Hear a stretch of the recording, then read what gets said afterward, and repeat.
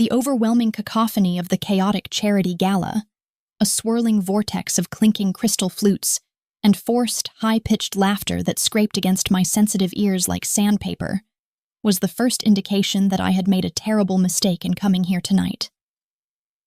I had spent the last 5 years of my life in the hushed, dust-mote-filled silence of the archival restoration room at the city library, surrounded by the comforting scent of decaying paper and binding glue. So being thrust into this sea of sequins and predatory socialites felt akin to a lamb wandering inadvertently into a den of well-groomed wolves. The air in the ballroom was thick with expensive perfume that masked the scent of desperation, cloying and heavy, sticking to the back of my throat as I maneuvered through the throngs of people who looked through me as if I were nothing more than a ghost haunting the periphery of their opulent lives. Desperation to escape the suffocating noise clawed at my chest, a physical ache that drove me toward the grand mahogany doors of the cloakroom, where a harried attendant with frantic eyes was drowning in a sea of cashmere and fur. The storm outside had been raging for hours, lashing against the floor-to-ceiling windows with a violence that made the chandeliers tremble, and the line to retrieve coats was a disorderly, shoving mass of impatient, wealthy patrons who seemed to believe their comfort was more important than basic human decency. I simply wanted my beige trench coat, a thrift store find that I had meticulously cleaned and mended, so I could slip out the side exit and vanish back into the obscurity where a woman like Sienna Rain belonged. When I finally reached the counter, the young girl behind it looked on the verge of tears, her hands trembling as she grabbed a ticket from a shouting man. So when I spotted a beige trench coat hanging precariously on the edge of the rack near the counter, identical to mine in color and cut, I made a split-second decision that would ultimately dismantle my entire existence. I reached over the velvet rope while her back was turned, my fingers curling into the fabric that felt heavier and arguably more luxurious than the polyester blend I was used to. And I pulled it down, turning on my heel to weave through the crowd before anyone could accuse me of impatience or theft. I shoved my arms into the sleeves as I pushed through the heavy exit doors, the silk lining cool against my skin, though I barely registered that the fit was slightly too large in the shoulders, encompassing me in a way that felt strangely protective yet ominous. The moment I stepped out onto the slick, rain-lashed pavement of the side street, the wind whipped my hair across my face, blinding me momentarily as the icy deluge soaked through my thin dress, making me grateful for the heavy coat I had snatched. I turned my collar up against the biting chill, burying my nose into the fabric. And that was when the first anomaly struck me, not the scent of my lavender laundry detergent, but a dark, intoxicating blend of sandalwood, expensive tobacco, and something sharp and metallic that smelled dangerously like ozone before a lightning strike. Before I could process why my coat smelled like a man who walked through shadows for a living. A vibration buzzed violently against my right hip, a jarring sensation that made me jump and nearly slip on the wet cobblestones. Confusion knit my brow, because I knew my phone was in my clutch purse, which was currently tucked under my arm. Yet the vibration persisted, demanding and angry, originating from the deep inner pocket of the trench coat I was wearing. My hand dove inside automatically, my fingers brushing against cold, hard metal, before wrapping around a sleek, disposable burner phone that was flashing with an unknown number. The rational part of my brain, the part that meticulously glued pages back into 16th century Bibles, screamed at me to drop the device and run. But curiosity is a treacherous, seductive beast that overrides survival instincts with frightening ease. I slid the button to answer and brought the device to my ear, intending to explain that there had been a mix-up at the coat check.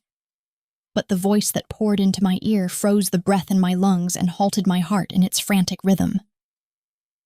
"Change of plans, V," the voice said, and it was a sound that commanded the very air around me to still, a deep, resonant baritone that wrapped around my spine like barbed wire, smooth as velvet yet edged with the promise of unimaginable violence.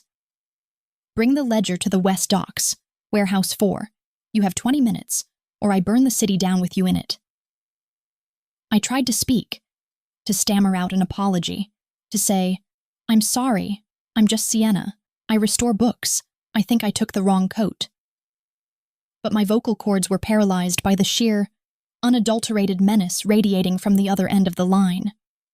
The man didn't wait for a response, clearly accustomed to his orders being followed without question or hesitation, and the line went dead with a finality that felt like a gavel striking a death sentence. I stood there in the pouring rain, the phone still pressed to my ear, staring blankly at the dark alleyway ahead of me while the water ran down my neck and soaked into the collar of a coat that belonged to someone named V, someone who was clearly involved in something illegal and terrifying. Trembling, not just from the cold, but from a terror that was rapidly expanding in my gut, I lowered the phone and shoved it back into the pocket. But as I did, my knuckles grazed the object I had felt earlier, the cold, hard metal that I had dismissed in my haste. I reached back in, my hand shaking so violently I could barely grip the object, and pulled it out into the dim light of the street lamp, a gasp tearing from my throat that sounded more like a sob.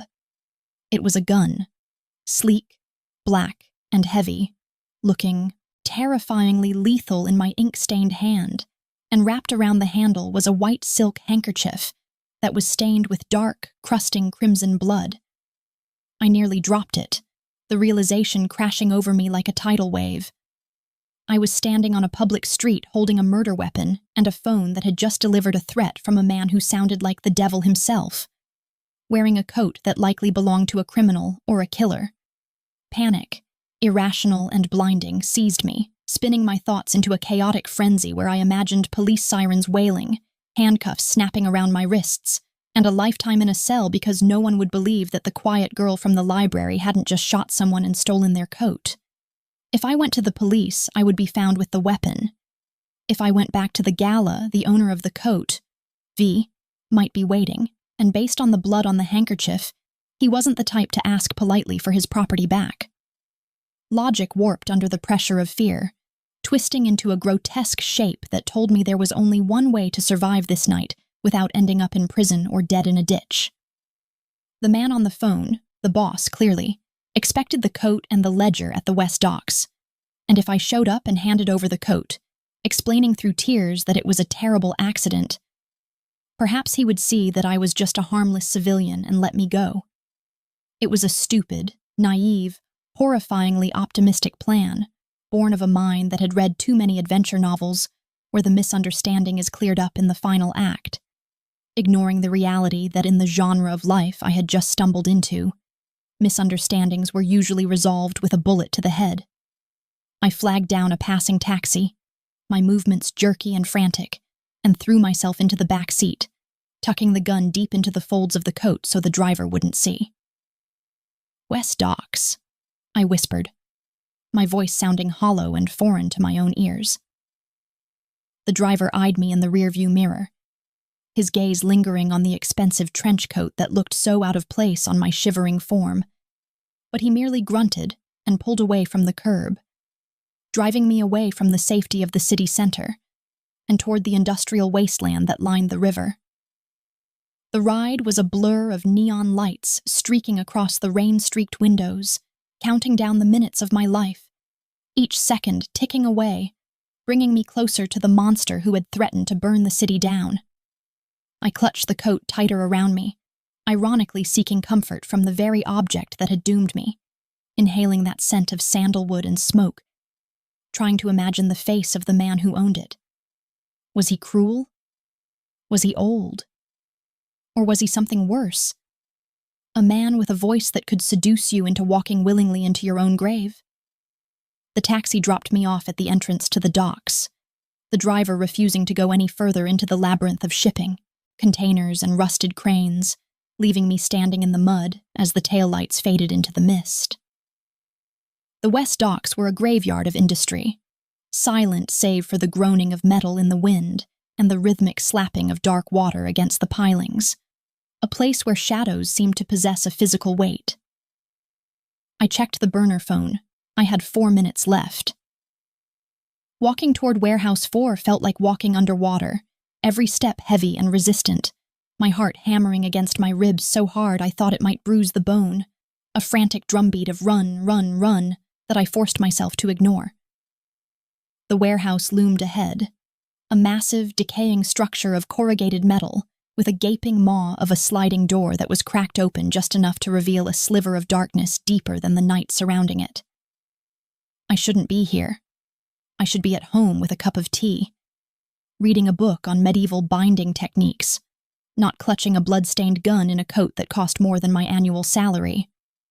But I was here, propelled by the terrifying certainty that if I didn't face the man on the phone, he would hunt me down. And I would rather face the demon I could see than the one hiding in the shadows. I reached the heavy iron doors, my breath coming in short, sharp gasps that misted in the frigid air, and I pushed against the rusted metal, the screech of the hinges sounding like a scream in the silence. I stepped inside, the darkness swallowing me whole, the smell of oil, rust, and damp earth filling my nostrils, and for a moment, I saw nothing but the vast emptiness of the cavernous space. Then, a singular spotlight clicked on in the center of the warehouse, blindingly bright, cutting through the gloom to illuminate a solitary wooden chair in the middle of the concrete floor. "You're late," the voice from the phone echoed from everywhere and nowhere, bouncing off the steel walls, vibrating through the soles of my shoes. I froze, the coat feeling suddenly like a lead weight.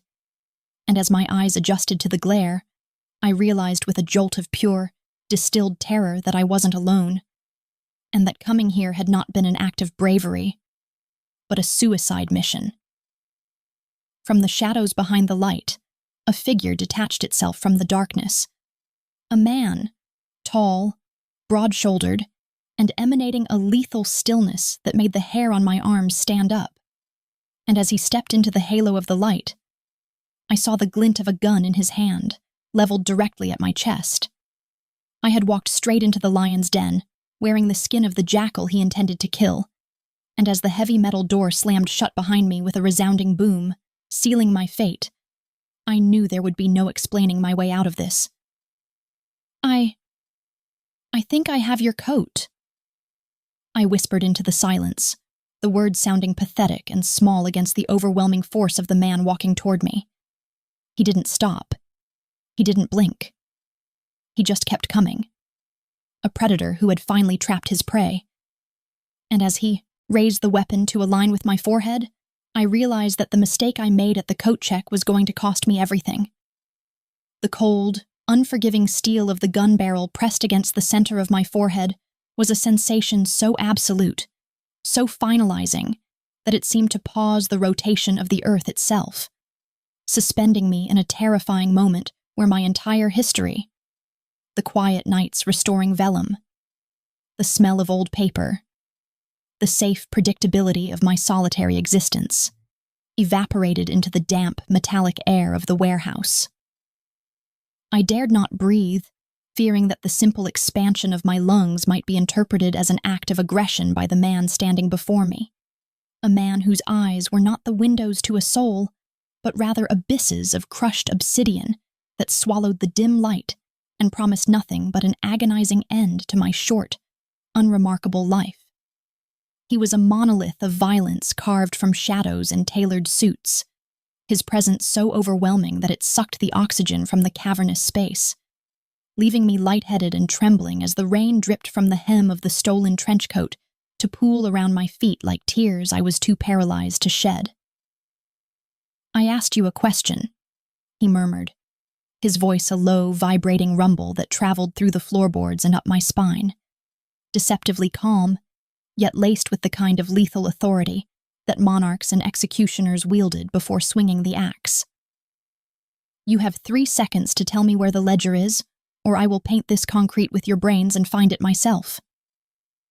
My mouth opened, but the words were stuck in a throat constricted by primal terror, forcing me to swallow the scream that was clawing its way up my esophagus.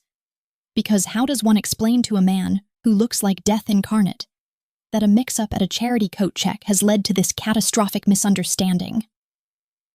I tried to raise my hands in surrender, a gesture of universal submission, but the movement caused the heavy fabric of the coat to shift, and the gun I had foolishly tucked into the pocket clattered against the side of the shipping container I was backed against, the sound echoing like a thunderclap in the silence.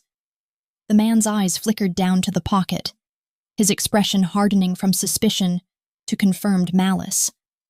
And before I could even stutter a denial, he closed the distance between us with terrifying speed, his hand wrapping around my throat to slam me back against the rusted corrugated metal. "You come here armed, wearing his coat, answering his phone, and you expect me to believe you're just a confused civilian?" He snarled, his face inches from mine, close enough that I could see the faint, jagged scar running through his left eyebrow and smell the intoxicating, dangerous blend of rainwater, expensive scotch, and gunpowder that clung to his skin. "You must think I'm a fool, V, or whoever you are working for thinks I've gone soft, sending a woman to do a job that requires a butcher." I clawed uselessly at the hand compressing my windpipe, my vision spotting with black bursts of light, gasping for air as I tried to force the truth past his crushing grip. "I'm not V," I choked out, tears finally spilling over my lashes to mix with the rain on my cheeks, hot tracks of fear running down my cold skin. "My name is Sienna. I took the wrong coat. Please look at me, I'm nobody." He didn't release me, but the pressure on my throat eased just enough to allow a ragged breath to sear into my burning lungs, though his gun never wavered from its target between my eyes. He studied my face with a clinical, terrifying intensity, dissecting my features as if he were looking for a wire, a mask, or a deceit hidden in the trembling curve of my lip. And for a fleeting second, I saw a flicker of confusion disrupt the icy perfection of his glare. I was not the hardened criminal he expected. I was a librarian in a cocktail dress under a man's trench coat, soaking wet and hyperventilating. But in his world, innocence was likely just another costume worn by assassins and thieves. "If you are nobody," he said, his voice dropping to a whisper that was somehow more terrifying than his shout, "then why did you answer the phone?" It was the question that sealed my coffin, the damning evidence of my own curiosity. And as I stammered through the explanation, how the phone had rung, how I had instinctively answered it in the chaos of the storm, how his voice had compelled me to come here, I saw the walls of his skepticism harden rather than crumble. He reached into the pocket of the coat with his free hand, not the one holding my life in check with a trigger pull, and extracted the black gun wrapped in the bloody handkerchief, holding it up to the light with a sneer of disgust. "This is V's piece," he stated flatly, tossing the weapon away as if it burned him, the metal skittering across the concrete floor into the shadows.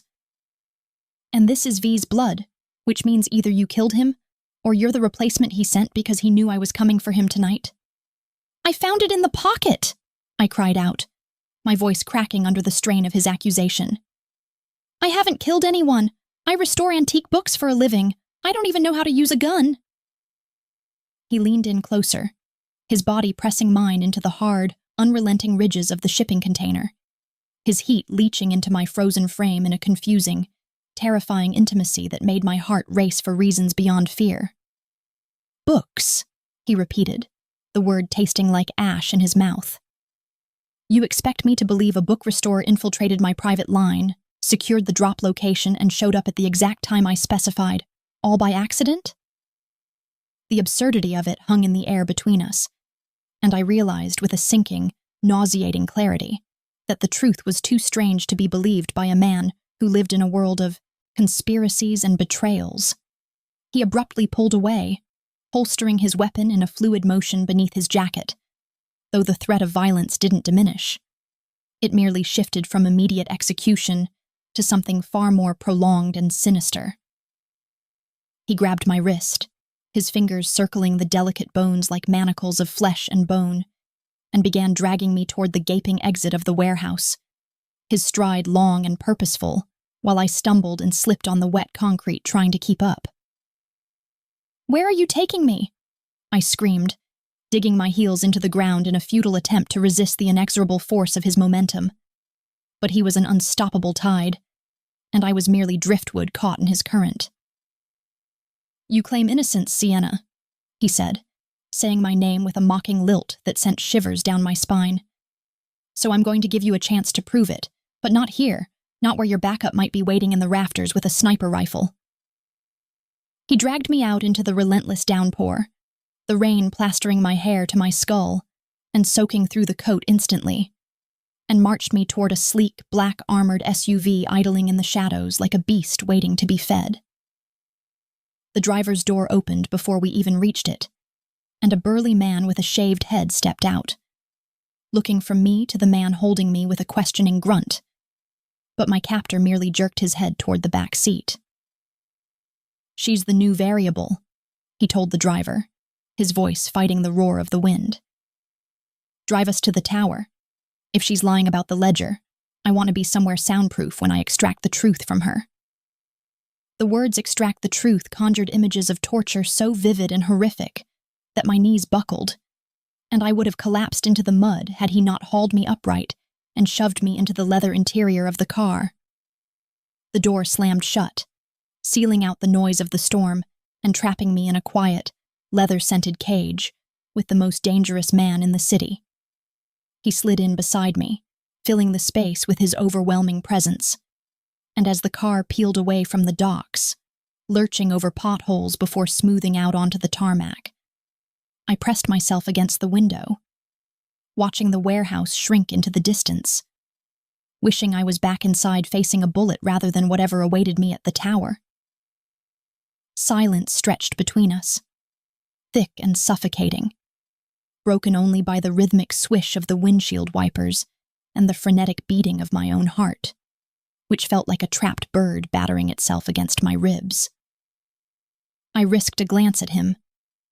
He was staring straight ahead, his profile sharp and cruel against the passing streetlights, one hand resting casually on his thigh while the other held a phone to his ear.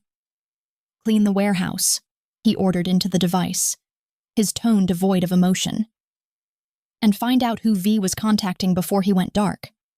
I have a woman here who claims she's a civilian, but she's wearing his coat and reeks of his failure."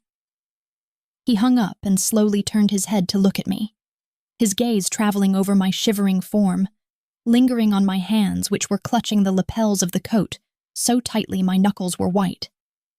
The adrenaline that had sustained me was beginning to crash, replaced by a bone-deep cold and a trembling that shook the entire seat. And to my shock, he reached out and turned up the climate control, a small, confusing act of mercy in the midst of a kidnapping. "You're shaking," he observed, not with concern, but with the detached curiosity of a scientist watching a specimen react to stimuli. "Is it the cold, or is it the realization that you've walked into a game you don't understand?" "I'm not playing a game," I whispered, my teeth chattering uncontrollably. "I just want to go home." He laughed then, a dark, humorless sound that felt like sandpaper on raw skin. "Home is a concept for people who don't get involved with the Kale Syndicate. Once you answered that phone, you forfeited your right to go home, because now my enemies know your voice, and they will burn your little book restoration shop to the ground just to get to me." The reality of his words settled over me like a shroud. I wasn't just a captive. I was collateral damage in a war I didn't know existed. A loose end that had tied itself into a knot around a Mafia don's finger. We drove through the city, the skyline rising up like jagged teeth against the night sky, until the car slowed before a massive, glass-walled skyscraper that pierced the clouds, a fortress of wealth and power that looked impenetrable. The car descended into an underground garage, the heavy steel gates clanging shut behind us, with the finality of a prison door. And I knew in that moment that Sienna Rain, the girl who loved quiet evenings and old books, had died back at the coat check, replaced by a prisoner of circumstance. He hauled me out of the car, his grip firm but less violent than before, and guided me toward a private elevator, punching in a security code with practiced ease.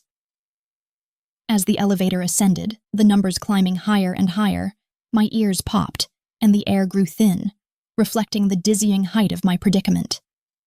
When the doors finally slid open, revealing a sprawling penthouse that looked more like a museum of cold marble and stark modern art than a home.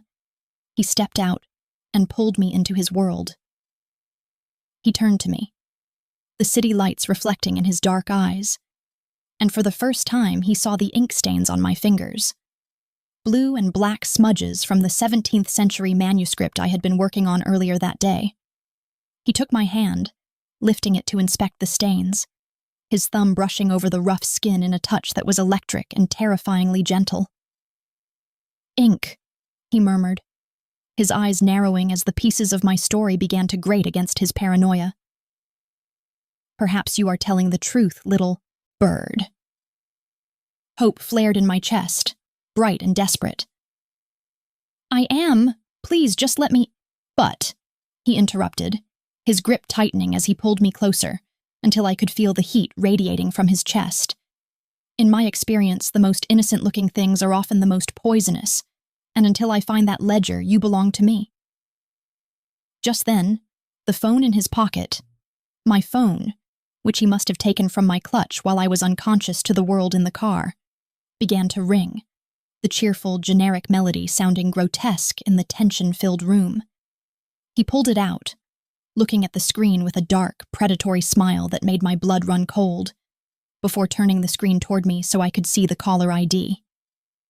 It was unknown, but beneath it, a text message flashed across the screen. "We know you have the girl. Hand her over, or we send her fingers to you one by one." He looked at me, the smile vanishing, replaced by a mask of cold, possessive fury that promised violence on a biblical scale.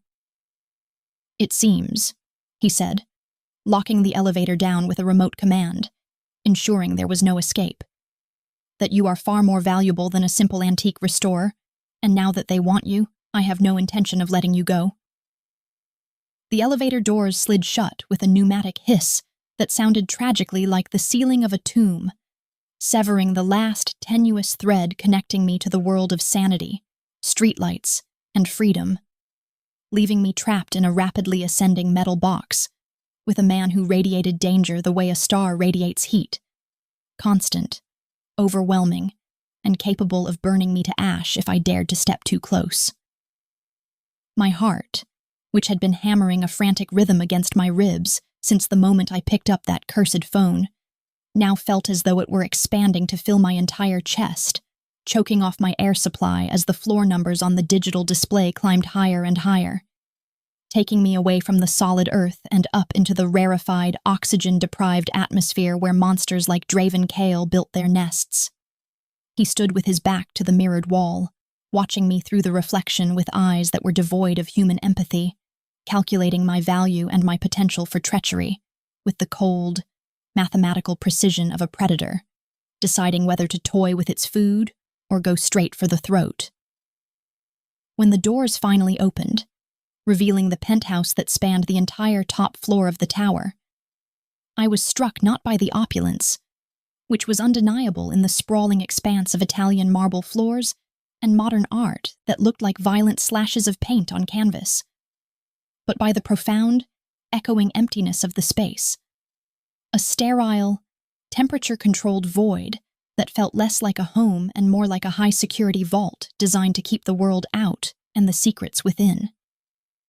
The floor-to-ceiling windows offered a panoramic view of the city, battered by the storm, the rain lashing against the reinforced glass in sheets of gray and black.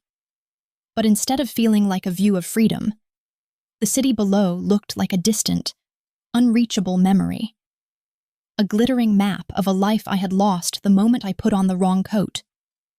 "Welcome to the cage, little bird," Draven murmured, his voice a low vibration that seemed to wrap around my spine, and he stepped out of the elevator, moving with a fluid, predatory grace that made me think of a panther stalking through a jungle, leaving me no choice but to follow him because the elevator required a keycard I didn't possess, and staying behind meant waiting for his patience to snap. He led me into a living area that was dominated by a fireplace long enough to roast a man whole, though it was currently cold and dark, and gestured vaguely toward a low, black leather sofa that looked as inviting as a slab of granite. I sat on the edge of the cushion, my knees pressed together, clutching the lapels of the stolen trench coat as if it could shield me from his piercing gaze. But he didn't sit. Instead, he began to circle the room, removing his jacket and tossing it onto a chair, revealing the holster strapped to his chest and the white dress shirt that strained against the muscles of his shoulders, looking for all the world like a man preparing for a dissection.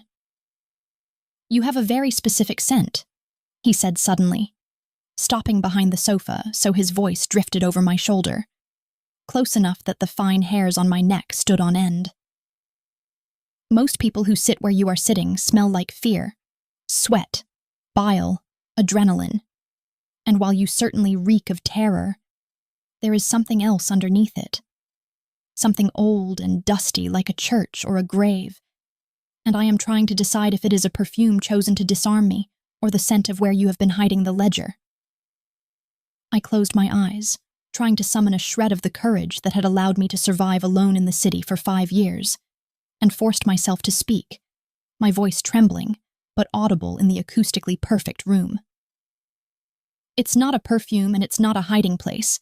It's paper dust, binding glue, and decaying leather because, as I told you in the warehouse before you kidnapped me, I am an antique book restorer, not a criminal mastermind, and the only ledgers I handle are from the 18th century, detailing grain shipments in obscure French villages." He moved around the sofa to stand in front of me, blocking the light from the city, casting a long, imposing shadow over my huddled form, and tilted his head to the side, studying me with a mixture of skepticism and a dark, budding curiosity that was infinitely more terrifying than his anger. "A book restorer," he repeated, rolling the words around in his mouth as if tasting them for poison, his eyes dropping to my hands, which were still stained with the indigo ink I had been using to retouch a faded manuscript earlier that afternoon. "You expect me to believe that a woman who spends her days with glue and old paper just happened to intercept a secure communication from a dead drop, navigated to a cartel-controlled shipping yard, and managed to look exactly like the kind of innocent distraction my enemies would send to lower my guard?" "It was the coat!" I cried out, frustration warring with fear as I gestured wildly to the oversized beige fabric enveloping me.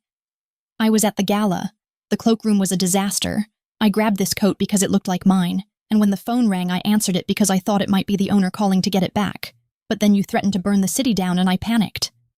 Draven leaned down, placing his hands on the arms of the chair, trapping me within the cage of his body, his face inches from mine so that I was forced to look into the abyss of his eyes, seeing the flecks of gold hidden in the blackness. "Panic makes people run, Sienna," he whispered, using my name again with that terrifying familiarity that made my stomach flip. "Panic makes people go to the police, or hide in a bathroom, or call their mothers. Panic does not make a civilian woman drive to the West Docks at midnight to negotiate with a man known as the Reaper, unless that woman possesses a spine made of steel or a motive she isn't sharing." "I thought I could explain," I insisted, breathless from his proximity. The scent of him, whiskey, rain, and danger, overwhelming my senses and making it hard to think straight. "I thought if I gave you the coat and the gun, you would see it was a mistake and let me go, but I didn't know you were this." "And what am I?" he asked softly, his gaze dropping to my lips for a fraction of a second before snapping back to my eyes, the air between us crackling with a tension that was thick, heavy, and undeniably electric.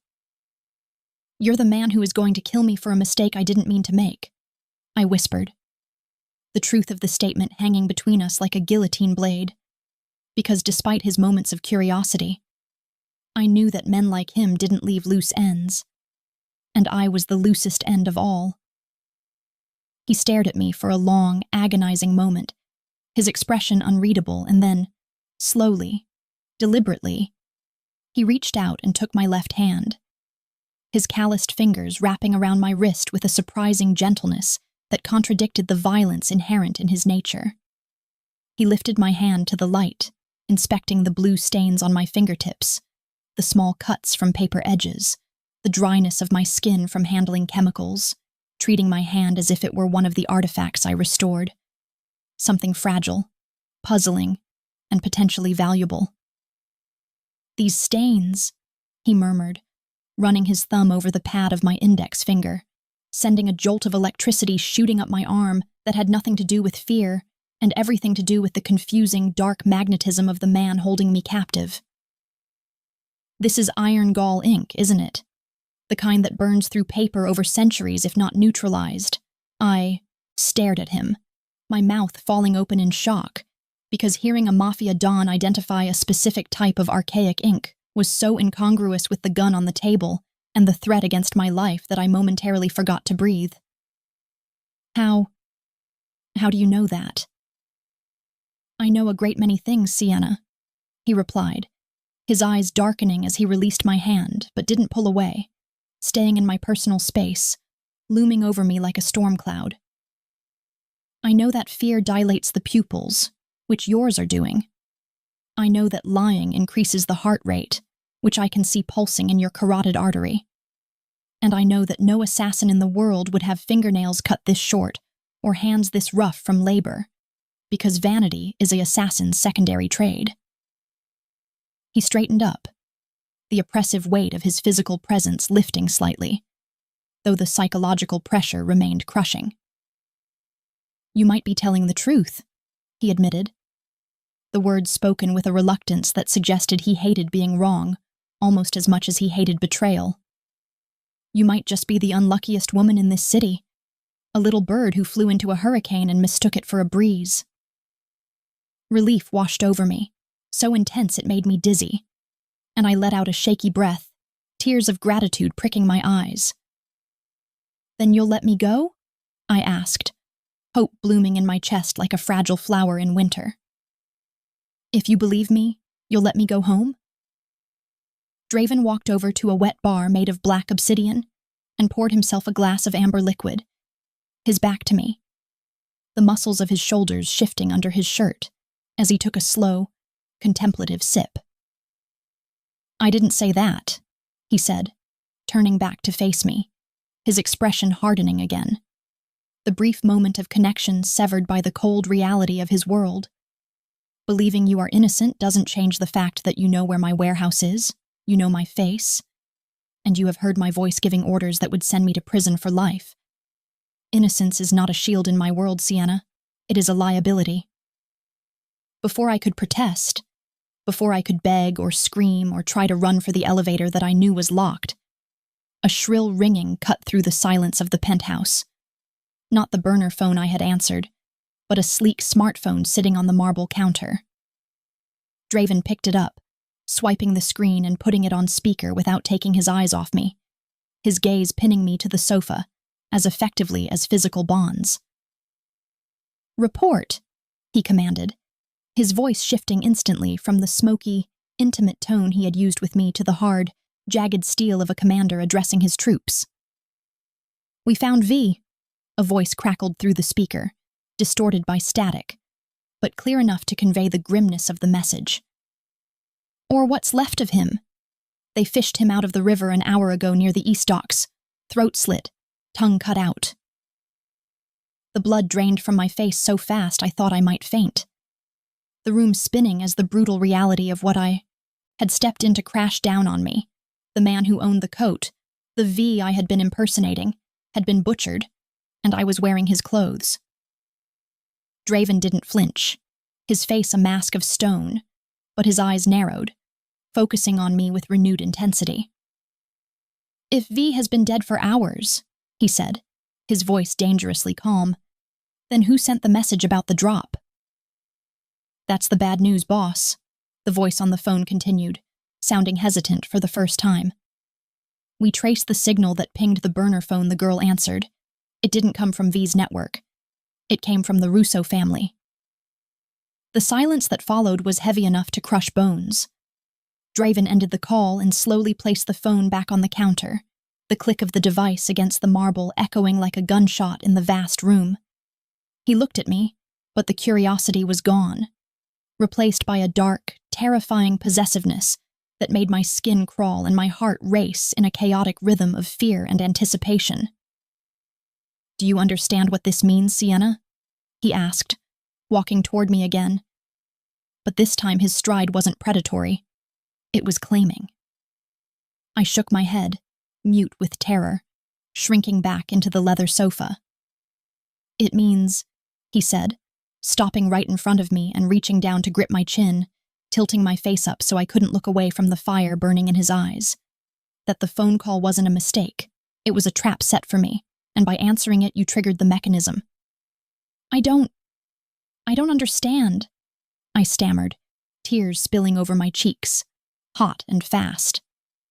"The Russos killed V," he explained, his thumb brushing away a tear with a roughness that felt like a brand. "They knew I was waiting for the ledger, so they planted the phone, hoping one of my men would pick it up, giving them a target to track back to me, but instead they got you."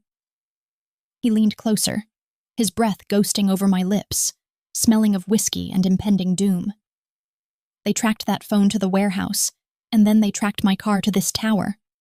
They think you are my new informant, my new V, and because you are here in my home under my protection, they will assume you are the keeper of all my secrets." "But I'm not," I sobbed, the horror of it suffocating me.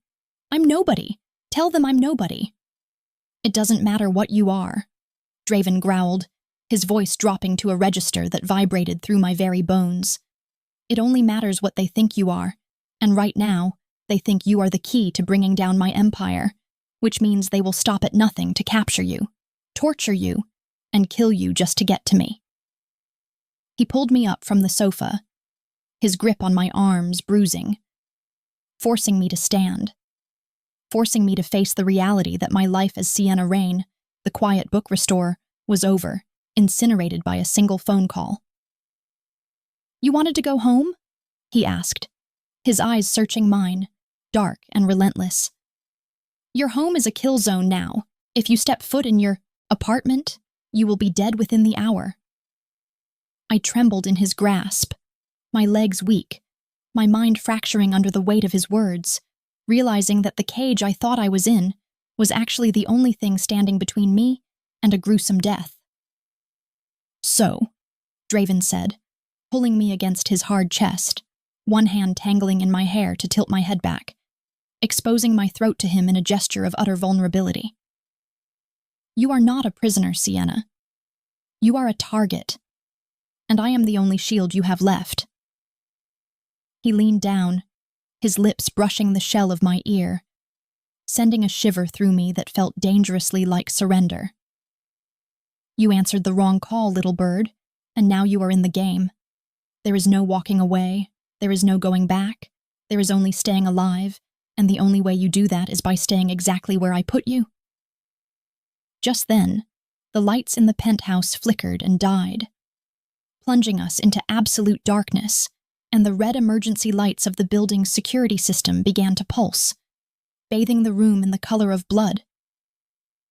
"They're here," Draven whispered in the dark, the sound of a gun being cocked echoing in the silence. "Stay behind me and pray that your luck hasn't run out, because tonight, we hunt."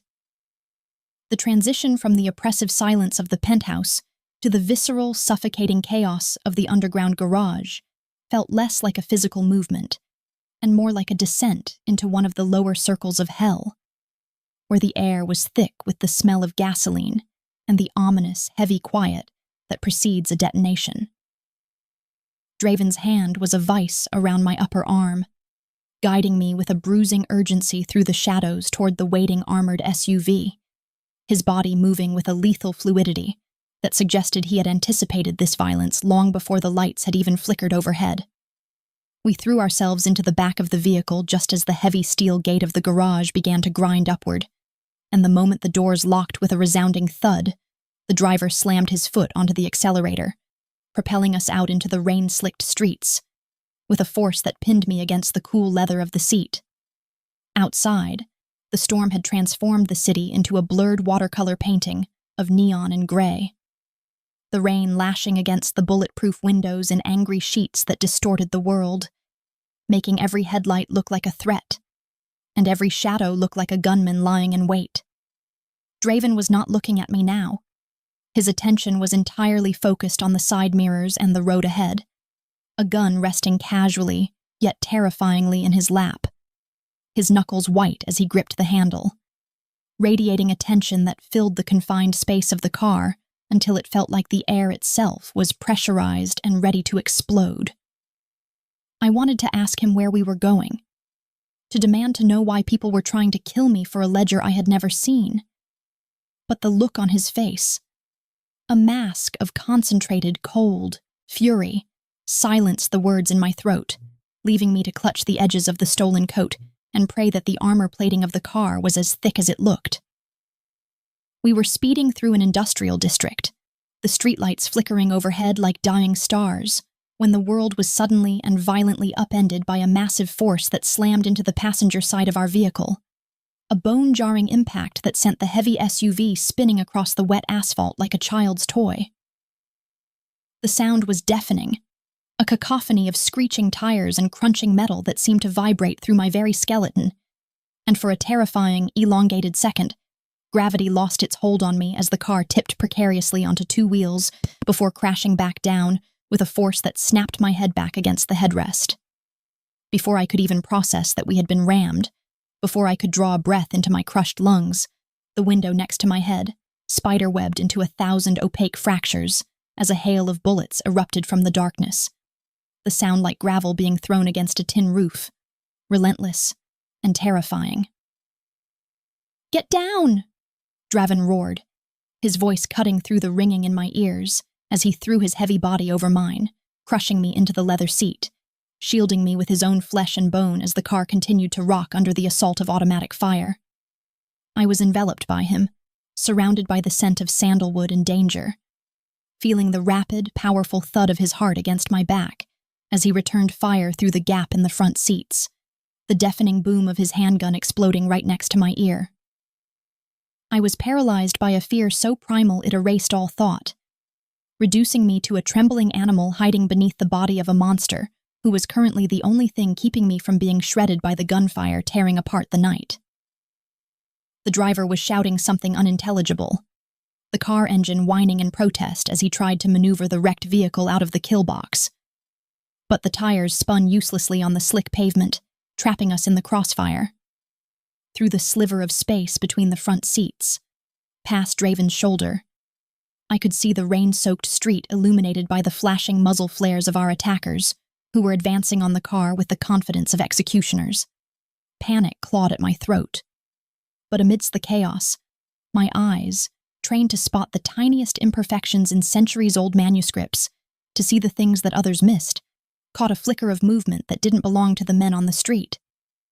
High above, on the rusted catwalk of an abandoned factory overlooking the intersection, a faint, almost invisible glint of red light pierced the rain, steady and unmoving, aimed not at the driver, but directly at the spot where Draven's head was currently exposed as he leaned up to fire. It was a laser sight, a silent, deadly promise from a sniper who was waiting for the perfect shot. And in that split second, time seemed to slow down, the noise of the gunfire fading into a dull roar as I realized that the man shielding me was seconds away from having his skull shattered. "Draven, move!" I screamed, the sound tearing from my throat with a ferocity I didn't know I possessed, and without thinking, without weighing the consequences of touching a man like him, I reached up and yanked purely on the collar of his shirt, throwing my weight backward to pull him down. He didn't resist, perhaps sensing the urgency in my voice or perhaps simply thrown off balance by my sudden action, and he crashed back down onto me just as a high-caliber round punched through the reinforced glass, exactly where his head had been a millisecond before, the bullet embedding itself in the opposite doorframe with a sickening thud. The car filled with the smell of pulverized glass and hot lead, and Draven froze, his face inches from mine, his dark eyes wide with the realization of how close death had just come to claiming him.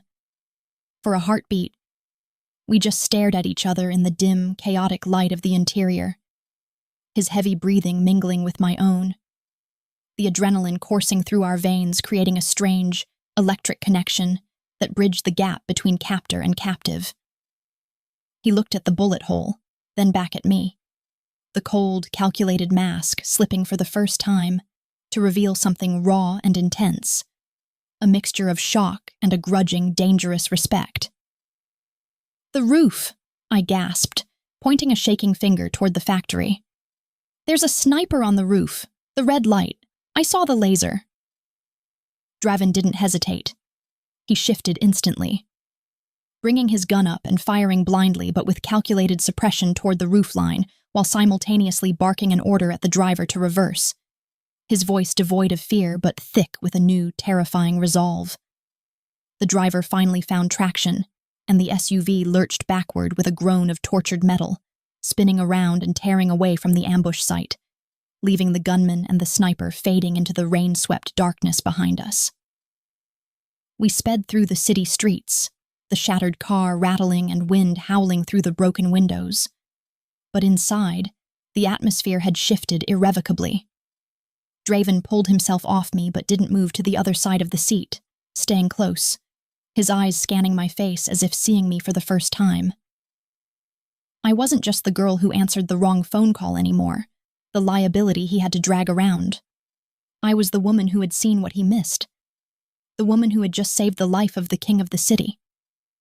He reached out, his hand brushing a shard of glass from my hair, his touch lingering on my cheek, his thumb tracing the line of my jaw with a roughness that made my breath hitch. The adrenaline was still spiking in my blood, mixing with the terror to create a heady, confusing cocktail of emotions that made me lean into his touch rather than recoil. "You have sharp eyes, little bird," he murmured, his voice rough with the residue of violence, the nickname sounding less like a taunt and more like an endearment now. Most people would have closed their eyes and screamed, but you watched and you acted. "I didn't want to die," I whispered, my voice trembling as the shock began to set in. "And I knew if you died, I wouldn't last 5 seconds. "True," he agreed, his dark eyes dropping to my lips, the intensity of his gaze making the air in the car feel hotter than the fire we had just escaped. "But you saved me, Sienna, and in my world a debt of blood is a bond that cannot be broken." The car swerved sharply, turning down a narrow, unlit alleyway that looked like the entrance to a wasteland, and I knew we weren't going back to the tower, nor were we going to any place of luxury. We were going underground, into the trenches of his war, and as I looked at the man beside me, blood on his cheek from a graze I hadn't noticed, gun still in his hand, eyes burning with a dark promise, I realized with a terrified thrill that I was no longer just a passenger in this nightmare. I was his partner in survival. The safe house was a wretched, hollowed-out carcass of a motel room situated on the bleeding edge of the city limits, smelling of stale cigarette smoke, industrial bleach, and despair. A stark and violent contrast to the marble fortress we had just fled. Yet as the heavy deadbolt clicked into place with a sound like a prison door sealing shut, it felt strangely like the first honest place I had ever stepped foot in, because here, amidst the peeling wallpaper and the flickering neon sign buzzing outside the window, there were no illusions of safety. Only the raw, unvarnished reality of survival. Draven released me the moment we were inside, his body sagging slightly as the adrenaline that had sustained him through the ambush finally began to recede, revealing the exhaustion etched into the harsh lines of his face, and the rivulet of dark blood that was still tracing a sluggish path down his cheek from the sniper's graze, a crimson testament to how close we had both come to being extinguished. My hands were shaking uncontrollably, trembling with a violent aftershock that rattled my teeth. But when I looked at the wound on his face, the face of the man who had kidnapped me, threatened me, and then shielded my body with his own while bullets turned the world into shrapnel, I felt a strange, magnetic pull that overrode the terror and compelled me toward him. I moved into the cramped, dimly lit bathroom to wet a rough, threadbare towel under the tap, the water running cold and rusty for a moment before clearing. And when I returned to the main room, Draven was sitting on the edge of the sagging mattress, his gun placed on the nightstand like a religious artifact, his head in his hands as he stared at the floor with a focus that suggested he was replaying the ambush frame by frame. He didn't flinch when I approached, didn't reach for the weapon, but simply allowed me to step between his spread knees, his dark eyes lifting to meet mine with a heavy, simmering intensity that made the air in the small room feel thick enough to choke on. I reached out, my fingers hovering for a fraction of a second before pressing the damp cloth against his cheek, cleaning away the blood and grit with a tenderness that I couldn't logically explain. A gentleness that belonged to the woman who restored fragile pages, not the woman who had just helped a Mafia boss escape a hit squad. "You could have run," he rasped, his voice a low rumble that vibrated against my chest, his hand coming up to wrap around my wrist, halting my movements not with force, but with a firm, grounding pressure that tethered me to him. "When the car stopped, when the shooting started, you could have opened the door and disappeared into the rain, and I would have been too busy killing them to stop you, yet you stayed, Sienna, and you pulled me out of the line of fire." "You would have caught me," I whispered, the excuse sounding flimsy even to my own ears, because we both knew that in that chaotic moment, freedom had been a possibility. But I had chosen the cage because the monster inside it was the only thing that made sense in a world gone mad. And besides, if I had run, they would have hunted me down eventually, because I answered the phone, and as you said, once you pick up, you're in the game whether you know the rules or not. He stared at me, his thumb tracing the delicate skin of my inner wrist, feeling the frantic pulse beating there, and a dark, possessive smirk curled the corner of his mouth, transforming his face from weary to dangerous in a heartbeat. "You aren't just in the game anymore, little bird. You changed the board completely tonight because by saving me, you declared a side, and the Russos will not forgive a civilian who interferes with their king-killing." He pulled me closer, the movement sudden and fluid, until I was pressed against his chest, the damp wool of the stolen coat friction against his shirt, and I realized with a jolt of terrifying clarity that I didn't want to pull away. The silence of the library, the smell of glue, the lonely nights with my books. All of it felt like a black and white movie I had watched a lifetime ago, while this moment, with the neon light painting stripes of red across our skin and the scent of gunpowder clinging to us like perfume, felt vivid, technicolor, and undeniably real. I had spent my life preserving the stories of others, mending the broken spines of history. But tonight, I had written a chapter of my own in blood and broken glass, and the adrenaline coursing through me was a drug I hadn't known I was addicted to. "I can't go back, can I?" I asked, the question hanging in the air like smoke. Not a plea for reassurance, but a statement of fact that I needed him to confirm. "My apartment, my job, my life, they're all gone, aren't they?" Draven stood up, towering over me, his presence filling the room and blotting out the rest of the world, and he reached into the pocket of his jacket to pull out a sleek black smartphone, brand new, utterly untraceable, holding it out to me like a key to a cell or a scepter to a kingdom. "Sienna Rain, the antique restorer, died the moment she put on that beige trench coat and walked into the rain," he said, his voice solemn and final, stripping away my past with the ruthlessness of a surgeon removing a limb to save the body.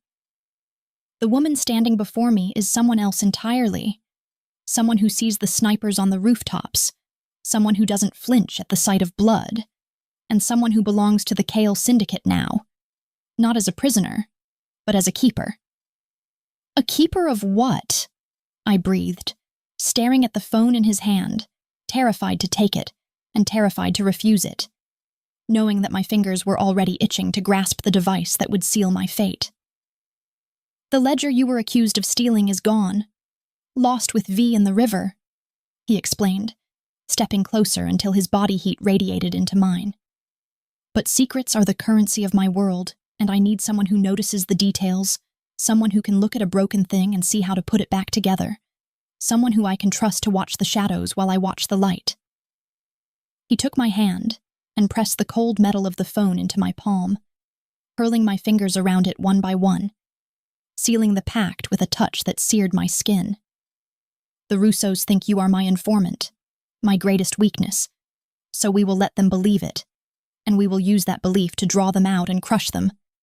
But to do that, you have to stay by my side, Not behind me, not beneath me, but with me.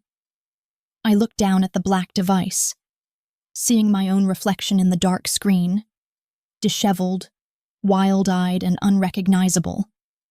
And I realized that the fear I had been carrying wasn't just fear of death, but fear of the darkness inside myself that had risen to meet him.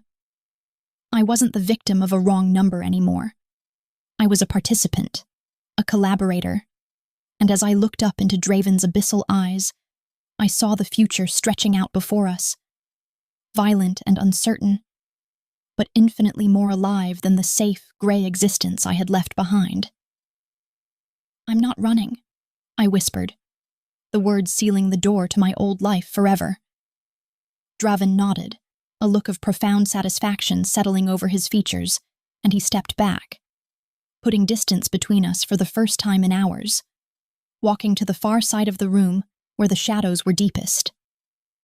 He didn't speak, didn't offer a comforting lie or a promise of safety he couldn't keep. Instead, he simply lifted his own phone to his ear and tapped the screen.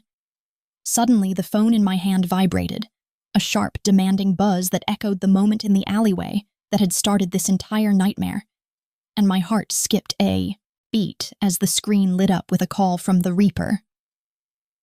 I looked across the room at him, seeing him watching me with a predator's patience, waiting for me to make the final choice, to voluntarily pick up the line and accept the consequences of my curiosity.